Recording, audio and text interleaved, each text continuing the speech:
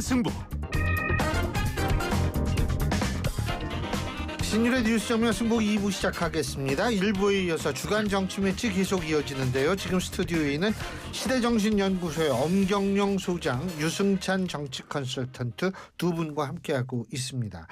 자, 이거 좀 일단 여쭤볼 게 많은데, 국민의힘이 전당대회 8월 22일로 했는데 우리 10대 80대 20이죠. 그죠? 당원 투표 80, 그다음에 여론조사, 그것도 국민의힘 지지층 대상 여론조사, 지지층 플러스 무당층 20%, 이렇게 되는 건데, 일단 제가 여쭤보고 싶은 게 뭐냐면, 이 전한길 씨, 이분이 전 본명이 아니라는 거 어제 처음 알았어요. 근데 저만 몰랐는 것 같더라고요. 근데 이 전한길 씨가 입당을 하고, 그러니까 아까 제가 오늘 오프닝 멘트에서도 얘기를 했지만, 전한기를 품어야 국민의힘이 산다 지금 이러고 10만 명을 자기가 이 지지자들이 지금 당원 입당을 시켰다 이런 얘기를 했잖아요. 예? 이거 어떻게 보세요? 이거 저는 이제 국민의힘 얘기인데, 아무튼 이건 깜짝 놀랐어요. 저도 처음 알았어요. 전한길이 본명이 아니라는 건. 아니, 왜냐하면 한길이라는 이름이 없는 이름이라면 또 모르겠는데, 한길은 많잖아요. 우리가 잘 아는 김한길 전 대표도 계시고. 그래서 아무튼 지금 윤희숙 혁신위원장의 인적 쇄신 요구는 거의 이제 일축하고 이제 전한길 씨가 들어오는 이게 약간 무슨 영화적 시퀀스처럼 이게 나오는데, 저는 이제 국민의힘이 이제 드디어 다시 헤어나올 수 없는 길을 가게 되는구나. 이게 사실은 저는 그렇게 보거든요. 전한길 씨가 이번 입당한 것도 입당한 건데, 그 전에 두 번의 토론회를 했어요. 거기에 전한길 씨가 이건 국민의힘 의원이 주최한 토론회에 참여를 했단 말이에요. 여의도에. 그래서 사실은 윤희숙 위원장이 한 번은 윤상현 의원은 그 다음 날은 장동윤 의원이죠. 네, 그래서 이 나윤장송이 나온 거거든요. 나윤장송 그 인적 쇄신 1차. 그래서 나윤장송 그래가지고 저는 사실 요즘에 그 일본 애니메이션 중에 장송의 프리랜이라고 있거든요. 그거 아주 걸작입니다. 그 엘프 얘기를 그린 그 장송, 그러니까 갑자기 그 생각이 떠올라가지고 이게 외우게 됐는데, 근데 저는 아무튼 전한길 씨가 당원을 데리고 들어왔다는 얘기는 전당대회에 영향을 미치겠다는 얘기잖아요. 그리고 이거는 저는 제 느낌에는 그냥 단독 결정은 아닌 것 같다. 국민의힘 내부와 일정한 소통 속에서 이루어진 일인 것 같다는 생각이 들어서, 만약에 그렇다면 국민의힘은 이제 더 이상 대중적인 소통이 헤어나올 수 없는 길을 가고 있는 것이다. 저는 이렇게 보고요. 그래서 저는 요즘에 이제 그런 생각이 들어요. 그러니까 국민의힘 혁신 가능성에 대해서 우리가 계속 얘기를 해왔었는데, 혁신위원회, 비대위원회, 당대표해서 얘기를 해왔었는데, 저는 이제 이 개혁 보수, 좀 합리적 보수 분들은 미련을 버려야 될 것 같다. 그런 순간이 온 것이 아닌가. 저는 이제 새로운 보수 정당을 만들어야 될 때가 온 것이 아닌가 하는 생각이 듭니다. 그러니까 저는 이렇게 내란을 옹호하는 세력들이 당을 굳건히 하고 있는 상태에서 설령 저는 개혁적인 인사가 당대표가 된다 한들 그 당의 리더십을 가질 수 있겠습니까? 저는 완전히 새 판짜기, 새 틀짜기에 나서야 되는 것이 아닌가. 이번 전한길 입당을 보면서 제가 느낀 소회는 그겁니다. 네. 전한길 씨 입당권은 대략 난감, 참 이렇게밖에 제가 생각이 안 나는데요. 그러니까 입당 시기를 보면 대선이 끝나고 나서 한 2주 정도 있다가 입당한 거다, 이렇게 이제 추측이 돼요. 그래서 6월 며칠 날 했대요. 네, 그러니까 이제 대선 끝나고 한 거죠. 대선 끝나고. 그 본명이 뭐라 그랬지? 김유관 모르겠습니다. 네. 그래서 대선 끝나고 한 건데, 그러니까 처음에는 이제 전유관. 네. 그러니까 방향을 그렇게 잡았던 것 같아요. 이제 윤 어게인이라는 정당을 창당을 하겠다, 이런 게 이제 대선 전에 그 목표였던 것 같은데, 그게 대선 끝나고 나서 상황이 녹록지 않으니까 그러면 국민의힘을 통해서 윤석열 전 대통령을 지켜야겠다, 이렇게 이제 내부적인 그 얘기들이 조금 오간 것 같아요. 그래서 지금 국민의힘의 상황을 대충 보면요, 대선 그 경선 당시에 국민의힘 책임당원이 77만 명이었거든요. 그러니까 당비를 납부하는. 그래서 이제 이분들이 이를테면 당원 투표 자격이 있는 분들인데 지금 뭐 그 대선 지고 나서 좀 탈당했을 가능성도 있고 그래서 저는 대략 한 70만 명 안팎으로 보는데 그러니까 그 이분들 말고 당 밖에서 이를테면 이제 그 강성 지지층을 형성하고 있는 분들이 계십니다. 그러니까 이제 당원은 아니면서 예. 강성 지지층. 네, 네, 보수. 그러니까 이를테면 정광훈 목사를 지지하는 분들이라든지 아니면 이제 그 자유통일당 당원이라든지 그리고 이제 이 보수 유튜브들이 있지 않습니까? 뭐 신의 한수라든지 뭐 펜앤마이크 그리고 이제 그 전환길 TV도 마찬가지고 그래서 이제 뭐 이분들 그 구독자를 보면 어떤 경우에는 200만 명 되는 경우도 있는데 그분들은 이제 국민의힘 지지층이 대부분 들어와 있는 거고 그 실제로는 한 수십만 명 수준이다. 그래서 이분들은 사실 선거 때 들락날락합니다. 그래서 들락날락 어디 국민의힘에 네, 국민의힘에 들어갔다가 뭐 다시 그러니까 우리나라는 이중 당적이 안 되잖아요. 예. 뭐 자유통일당으로 갔다가 뭐 또 다른 데로 갔다가 이렇게 왔다 갔다 하는데요. 그래서 이분들의 일부가 전환길 씨를 따라서 입당했을 가능성은 없지 않아 있다. 그렇지만 그게 10만 명까지는 안 된다. 저는 그렇게 보고 있고요. 10만 명까지는 안 될 것 같아요. 네, 네, 맞습니다. 그리고 지금은 이제 국민의힘은 앞으로 그 계속 가야 되는 정당이고 우리가 그 냉정하게 그 말씀을 드리면 윤석열 전 대통령은 이제 그 사실 앞으로 계속 정치를 하실 분은 아니잖아요. 이미 이제 그 대통령을 했고 뭐 또 그러기 때문에 그래서 저는 만약에 전환길 씨가 입당을 해서 최고위원에 출마한다.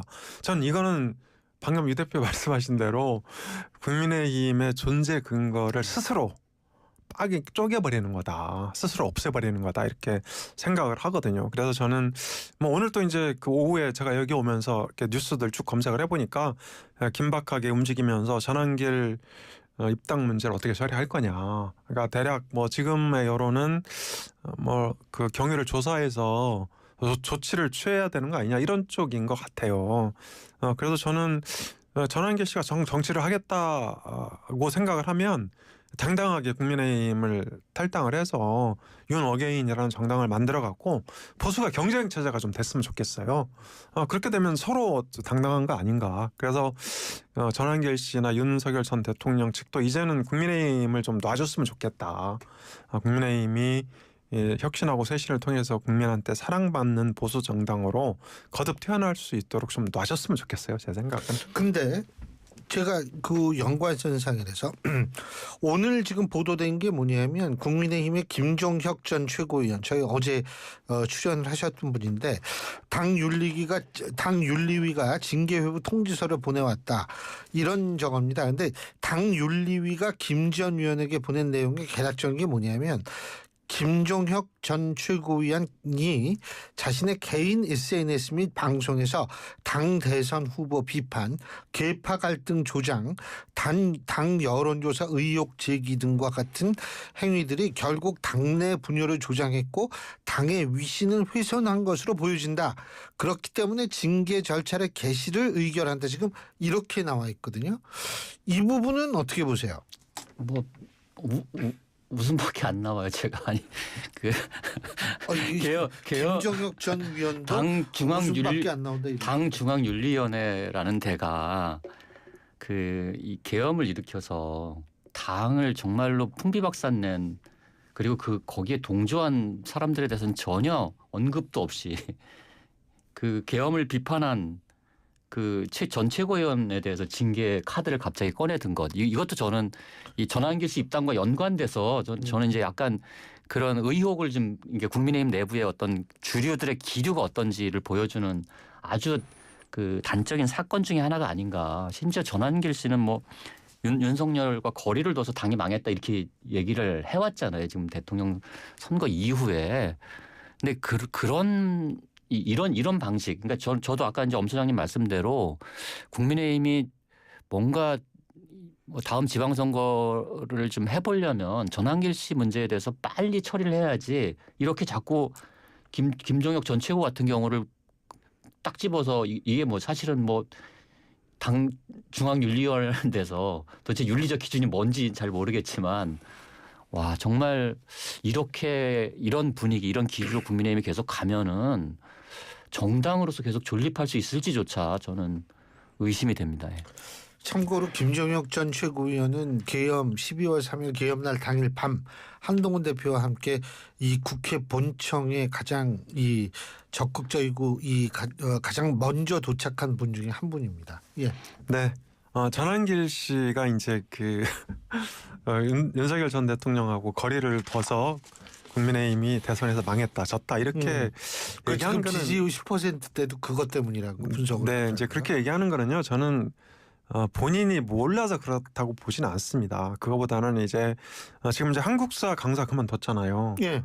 잘린 거죠. 잘려서 생활을. 아니 근데 그분은 제가 알기로는 뭐 학원 소속이 아니고 무슨 인터넷 강의로 그렇게 날린 거 아니에요?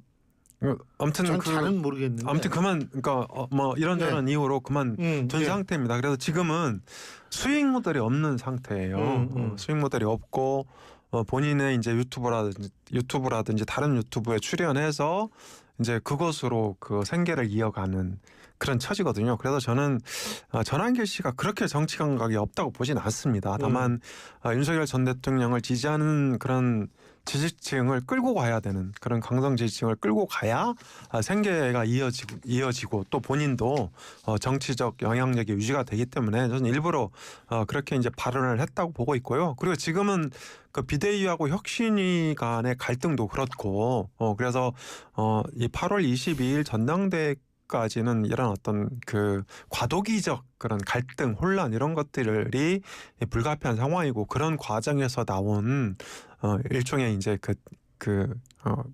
뭐라고 해야 되죠? 해프닝. 네, 해프닝 뭐 그 정도로 봅니다. 어쨌든 국민의힘이 이 문제들을 정치하게 처리를 하지 않고 만약에 뭐 전한길 씨가 최고위원회 출마를 한다든가 뭐 아니 이런 상황이 벌어질 수도 있는 거잖아요 지금.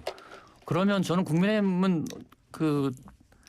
이제 국민의힘이 있는 그 합리적인 보수, 그러니까 사실은 뭐 국민의힘이 한국 정치 정당사에서 굉장히 중요한 역할을 해오지 않았어요. 그러니까 사실 민주당이 잘 되려고 해도 보수가 건강하게 자리를 잡아야 이게 경쟁하면서 좀 더 좋은 정치를 우리가 볼 수 있는데, 이런 방식의 이 행태를 계속 보이면 사실 우리 정치의 수준이 점점 낮아지는 거잖아요. 아까 뭐 엄 소장님 생계 때문에 그런 발언을 했다는데 이런 자가 어떻게 정치판에 들어와서 정치에 물을 흐릴 수가 있습니까? 지 먹고 살려고 정치하는 그러니까 이런 것들이 지금 국민의힘이 갖고 있는 가장 큰 문제라고 봅니다. 저는 그러니까 이 문제를 얼마나 신속하고 정확하게 처리하느냐, 이것은 정치 공당으로서 존재 가치가 있느냐 없느냐 이거를 판가름하는 일이 될 거다 이렇게 봅니다. 그런데요, 극자나 극우나 다 그런 식으로 억지 논리로 유튜브를 운영을 하고 그것을 통해서 수익 모델을 삼고 있는 거죠. 그럼 유튜브를 해야지 왜 당에 와서 당 지도부까지 노리냔 말이죠. 네, 그러니까 그런 점은 뭐 저도 바람직하다고 보지는 않는데요. 저는 아직 그 경선룰이 정리가 안 됐기 때문에 경선룰 정리 과정에서 전한길 씨 문제도 처리가 될 거로 보고 있고요. 설사 출마한다고 그래도 최고위원 당선 가능성 거의 제로입니다. 아니 잠깐만, 경선이라는 게 8대2로 한 그걸 바꿀 수 있다 이 말씀이세요? 네, 지금 이제 그 혁신위안은 100% 하자는 거 아닙니까? 네, 혁신위는 그렇게 얘기를 하고 있죠. 네, 그런데요. 그러니까 국민의힘도 과거에 그런 사례가 있습니다. 그러니까 위기를 맞으면, 근데 지금이 위기잖아요. 20% 아래로 떨어졌기 때문에, 그러니까 이런 위기는 그렇게 흔치 않은 위기거든요. 그 위기를 내부 구성원들이 모두 공감하고 있을까요? 전 대부분 공감하고 있다고 봅니다. 그걸 왜 모르겠습니까? 하루가 멀다 하고 여론조사 결과들이 발표가 되는데, 그래서 저는 이런 위기 국면에서는 늘 그 경선룰 정할 때 국민의 비중을 늘렸어요. 그러니까 과거에는 이제 국민 비중이 50% 넘은 적도 있고요. 그리고 사실은 이제 그 역선택, 예를 들어서 국민이라 하더라도 국민의힘 지지층 플러스 무당층으로 하면 이게 사실 뭐 엄밀한 의미에서의 국민은 아니지 않습니까? 그냥 지지층인 거죠. 그래서 100% 국민으로 해도 그게 그 혁신적인 아니라고 보기는 어렵다. 저는 이런 국면에선 차라리 그 오픈된 국민, 그러니까 국민의힘 지지층 플러스 무당층 말고 그냥 오리지널 국민 50%, 당원 50% 이런 식으로 해서 경선룰을 좀 다시 한번 논의하는 게 어떤가 이런 생각이 듭니다. 근데 저는 엄 소장님이 이제 국민의힘을 참 많이 사랑하시는 건 좋은데 저는 전 사랑하는 게 아니고 걱정하는 국민의힘의 거죠. 그 주류는 위기 의식이 없다고 봅니다. 그리고 국민의힘의 가장 큰 위기는 정치 정당으로서의 공적 가치를 잃어버린 거예요. 내가 생존해야 된다는 것에 의해서 공적 당의 어떤 변화와 혁신을 거부하는 세력이 더 많다. 이것이 국민의힘의 위기의 가장 근본적인 실체라고 보거든요. 저는. 그러니까 이 문제가 극복이 안 되면 국민의힘은 개선 가능성이 별로 없습니다. 예. 제가 왜 그거를 여쭤봤냐면 그 얼마큼 위기의식을 갖고 있냐. 윤희숙 혁신위원장의 얘기가 지금 전혀 안 먹히고 있고요. 이 윤희숙 위원장이 나오면서 얘기한 게 다 XX 몰매를 맞았다 이거죠. 그게 우리나라 언어예요, 그냥? 저는 그거 일본어는 아니. 예. 네, 다구리라면 쓰는데요. 그 일본어는 일본 말은 우리 아니에요. 일본 말은 아니에요. 이게 찾아봐도 나옵니다. 아, 네, 사전에 나와요. 네, 포털 네, 온라인 포털 찾아보면 나옵니다. 근데 그렇게 하는 걸 보고서 저는 사실 어떤 생각이 드냐하면 이게 혁신이가 뭐 권한도 분명하지 않은 것 같고 이런데 위기의식을 가지면 좀 힘을 실어줄 때 실어줘야 되는 것 아닌가 이런 생각도 들고. 그런데요, 이제 저는 그 과정을 조금 복기를 해보면 이렇습니다. 사실 이제 비대위하고 혁신위의 갈등은 이미 출범부터 예고된 거다. 왜냐하면 혁신위가 힘을 받으려면 정권을 줘야 되거든요. 예. 근데 정권을 안 줬잖아요. 네. 그래서 계속 안철수 혁신위원장도 그렇고 전이죠. 뭐 윤희숙 위원장도 그런데 계속 충돌할 수밖에 없는 그런 구조가 돼 있다. 그래서 저는 그나마 제가 다행이라고 생각하고 희망을 갖는 거는 그 혁신위원장들이 그냥 꼭두가시 노릇 안 하고 자기 할 말 하잖아요. 맞아요. 전 그런 이게 건 있어요. 굉장히 큰 희망이라고 봅니다. 방금 그 유승찬 대표께서는 저더러 국민의힘 너무 사랑한다고 하는데요. 제가 사랑해야 될 사람 정말 많습니다. 전 한가하게 네. 국민의힘 사랑하지는 않고요. 저는 그냥 걱정돼서 그렇습니다. 그러니까 국민의힘 저는 이제 그 중진들이 그러니까 혁신의 기본은 뭐냐면 당의 역사를 읽는 거거든요. 그러니까 국민의힘이라는 당의 역사가 어떻게 흘러왔는지를 냉정하게 다시 들여다봐야 된다고 생각해요. 가령 2004년 차떼기 위기 때 37명의 중진이 불출마 선언합니다. 이게 국민의힘의 역사였어요. 이게 당의 위기 때 당을 구하기 위해서 나를 버리는 이런 선택을 해온 역사. 아이고 천막도 가고 그랬잖아요. 그것이 국민의힘을 만들어 온 거거든요. 근데 지금 국민의힘 주류들은 나만 살면 된다는 생각을 갖고 있단 말이에요. 근데 이것을 극복해야 된다는 거죠. 그러니까 제가 볼 때는 국민의힘이 정말로 이 보수 정당으로 다시 태어나려면 우리나라를 대표하는 다시 그 명예를 회복하고 국민의 지지를 얻기 위해서는 당의 역사, 자기 당의 역사들을 찬찬히 한번 다시 들여다볼 필요가 있습니다. 그런데 이번에 윤희숙 혁신위원장이 이제 4명을 지목을 해서 인적 청산 대상이다 이렇게 그 얘기를 했는데요. 저는 이제 그 과정이 좀 다소 감정적이다 이렇게 봅니다. 왜냐하면 뭐 장동혁 의원이나 윤상현 의원이 이제 그 토론회를 주최를 했고 또 여기에 그 뭐 윤어게인 전한길 씨 이런 사람들이 나와서 주제 발표도 하고 토론도 했는데요. 사실 우리가 이제 지난 12.3 계엄 사태부터 그리고 4.4 탄핵 그 헌재 탄핵 선언까지 보면 이게 그 윤석열 전 대통령을 지지하는 그러니까 뭐 지지하지 않더라도 안타깝게 생각하는 그 많은 분들이 있어요. 그런 분들이 있는 것은 현실이다. 저는 그래서 이게 좀 그 이분들에 대한 어떤 고려가 현실 정치에서 그 좀 그 필수 불가결하다 저는 그런 생각이 들거든요. 그래서 이렇게 이제 토론회를 장동혁 그 윤상현 의원이 토론회 하는데 이게 의원들이라는 게 그렇잖아요. 그러니까 친소 관계에 따라서 뭐 갈 수도 있는 거고 야 제발 뭐 사정하니까 또 그냥 내키지 않지만 또 일부러 간 경우도 있고 그래서 거기 갔다고 그래서 싸잡아 갖고 인적 청산 대상이다. 그러니까 그 인적 청산에 대한 구체적인 그런 방안도 없어요. 예를 들어서 총선 불출마를 요구한다든지 아니면 당장 탈당하라고 얘기한다든지 그런 것도 아니고 뭐 경고 이런 단계도 없고 그래서 이제 그런 부분들이 조금 좀 복잡한 그런 사정이 있다. 그러니까 뭐 윤희식 위원장의 급발진한 건 사실이죠. 더군다나 청문 전국에서 뭐 갑자기 이제 이 나윤장성을 얘기했으니까. 근데 단지 거기 갔다 오고 아니라 제가 아까 말씀드렸잖아요. 이 국회 신성한 국회에 전환기를 불러들여서 토론회 한 거는 이 국민의힘 혁신위원장으로 봤을 때는 이건 당을 완전히 말아먹겠다는 얘기라고 보일 수밖에 없었을 것이고 그리고 제가 알기로는 그 비상대책위원장 송원석 비상대책위원장이 그 혁신위원회를 완전히 무시하는 발언을 하고 다녔다는 거예요. 일요일까지 혁신이 종료시키겠다. 그런 신경 쓰지 마라. 뭐 그 얘기 아니 그 혁신위원장 된 지 얼마 됐다고 그런 얘기를 들었기 때문에 저는 급발진할 수밖에 없었다고 보는데 어쨌든 지금 국민의힘 내부의 어떤 그 본질은 계엄과 내란에 대해서 책임지는 사람이 없다는 겁니다.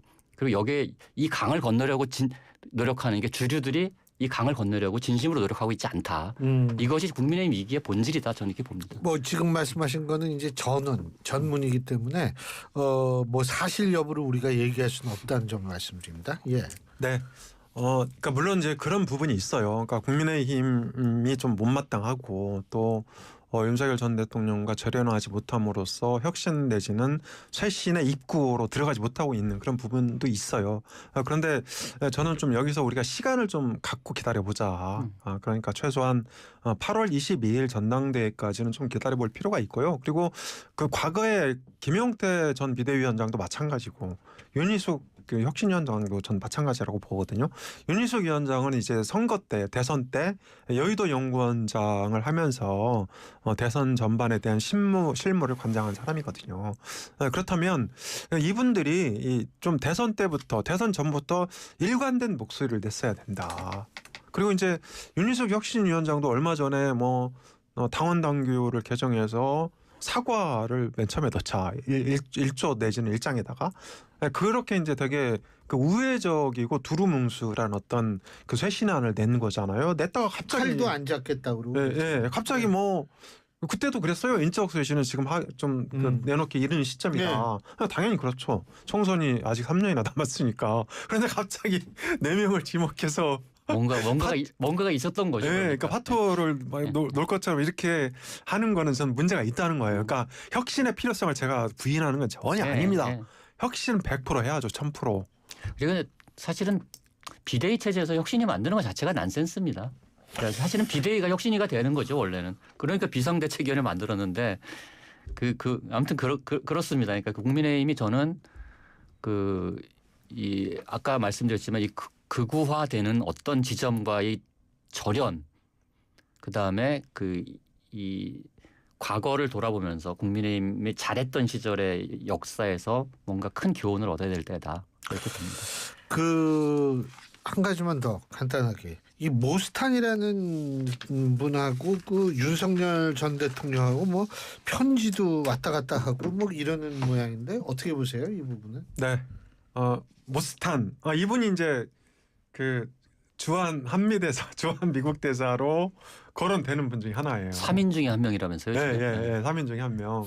그래서 아까 말씀하신 대로 이게 트럼프 대통령이 이게 그 이재명 대통령하고 만나는 약속 안 잡잖아요. 뭔가 약간 기류가 좀 이상하거든요.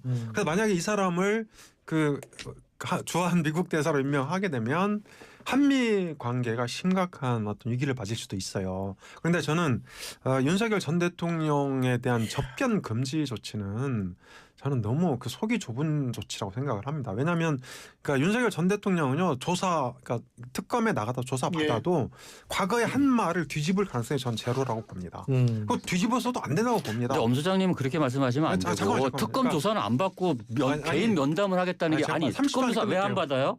아프다고 안 받잖아요. 근데 면담을 하겠다는 거예요. 30초 안에 마무리한다니까요. 그렇죠.